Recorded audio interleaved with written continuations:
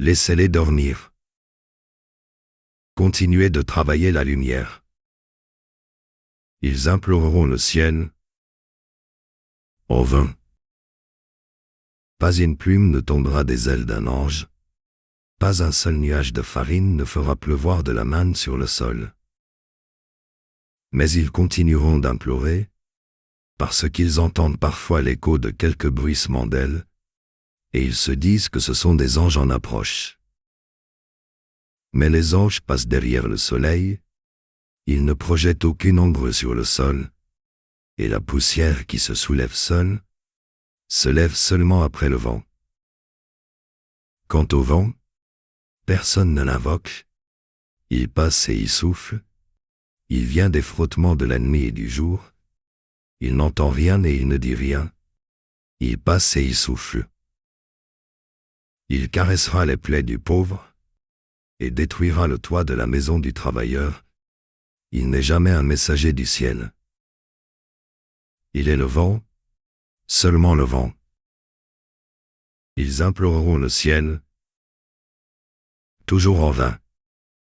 Mais quand on leur donnera un peu de pain et un peu d'eau, ils remercieront d'abord le ciel. Puis ils vous redemanderont davantage de pain et davantage d'eau. Et bientôt ils vous demanderont du vin, parce que l'eau les rend lucides, ils veulent dormir un peu et rêver du ciel. Vous avez creusé le sol de vos doigts nus, et vous avez arraché au rocher quelques éclats des jours de fatigue, et vous avez vous-même imploré dans vos jours d'épuisement. Mais vous avez repris la houe et l'arc à votre réveil le matin, et vous avez continué d'aller chercher ce dont vous aviez le besoin ou le désir.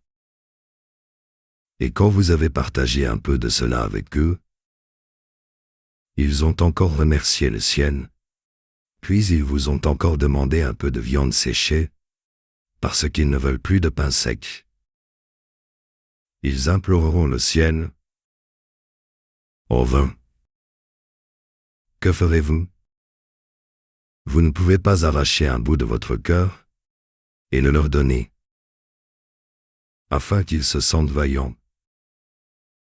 Vous ne pouvez pas leur montrer comment faire naître des pierres précieuses en travaillant des pierres noires dans vos mains, afin qu'ils voient que le pouvoir du ciel est aussi dans les mains de l'homme. Si vous leur dites que le ciel est vide, parce que les dieux se sont envolés pour créer d'autres mondes. Si vous leur dites qu'il n'y a que l'homme et sa sueur, l'homme et sa pensée, l'homme et sa volonté, ils vous répondront qu'il y a d'abord le ciel et qu'il y a seulement le ciel, que l'homme n'est rien sans le ciel. Ils imploreront perpétuellement le ciel, jusqu'à ce qu'il soit un jour remplacé par une race d'hommes qui ne rampe pas, mais qui apprend à se construire des ailes.